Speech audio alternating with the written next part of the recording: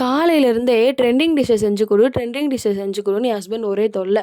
நான் செஞ்சு கொடுக்க முடியாதுன்னு சொல்ல, அவரே களத்துல இறங்கிட்டாரு.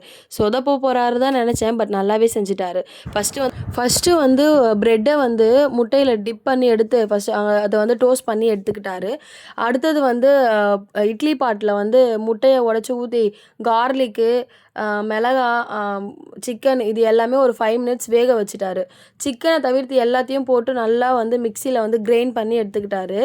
நல்லா மைனஸ் மாரி அதில சீஸ் போட்டுட்டாரு. சொல்ல மறந்துட்டேன். சீஸ் போட்டுட்டாரு, சால்ட்டு, அப்புறம் லைட்டா பெப்பர் போட்டாரு.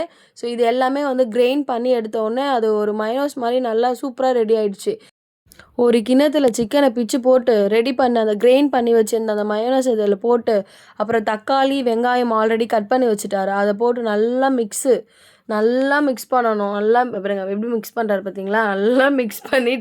நல்லா மிக்ஸ் பண்ண அந்த ஸ்டஃப்ப எடுத்து டோஸ்ட் பண்ணி வச்சிருக்க பிரெட்ல வந்து ஸ்டஃப் பண்ணிட்டாரு உள்ள.